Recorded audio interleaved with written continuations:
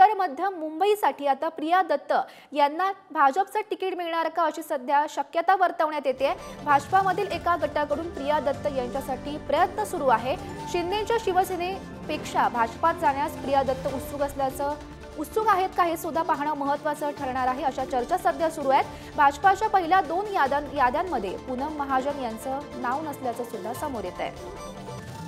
तर या संदर्भात माहिती देत आहेत आमचे प्रतिनिधी राजेश सावंत सध्या आपल्या सोबत आहेत।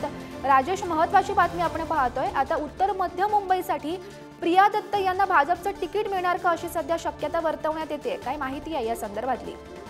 हो, उत्तर मध्य मुंबईमध्ये सध्या पूनम महाजन यांच्या विरोधात एक भाजपाचा एक गट कार्यरत आहे।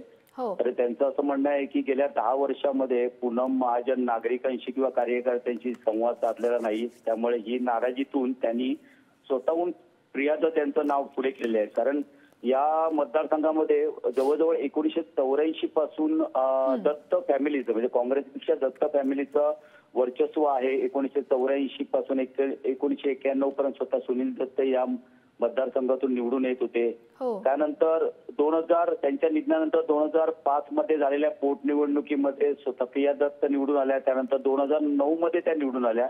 मात्र 2014 व 2019 मध्ये झालेल्या लोकसभा मतदारसंघामध्ये या मतदारसंघामध्ये पूनम महाजन या निवडून आलेल्या आहेत। मात्र गेल्या 10 वर्षांमध्ये भाजपाच्या अन्य कार्यकर्त्यांबरोबर त्यांचं फारसं जुळलेलं नाही, त्यामुळे त्यांच्याबद्दल नाराजी आहे आणि ही नाराजी दिल्लीतील भाजपाच्या वरिष्ठ नेत्यांपर्यंत पोहोचवण्यात आलेली आहे। त्यामुळे या मतदारसंघात अद्यापपर्यंत उमेदवारी घोषित केले नाही। तर जर पूनम महाजनला पर्याय जर असेल तर तो प्रिया दत्तचा असू शकतो असं कार्यकर्त्यांचं म्हणणं आहे। त्यामुळे प्रिया दत्त यांना या मतदारसंघातून उमेदवारी देण्यासाठी काही कार्यकर्त्यांचा आग्रह आहे, त्याच्यामध्ये काही स्थानिक नेतेही आहेत। प्रिया दत्त यांना शिंदे गटाकडून पण निमंत्रण होतं की तुम्ही मिलिंद देवरानंतर तुम्ही आमच्या शिंदे गटात दाखवलं, मात्र शिंदे गटाचा मतदारसंघ नसल्यामुळे प्रिया दत्त फारशा उत्सुक नाही मतदारसंघातून शिंदे गटामध्ये जाण्यासाठी, त्यामुळे त्या भाजपातून लढतील असं सध्याचं तरी चित्र आहे।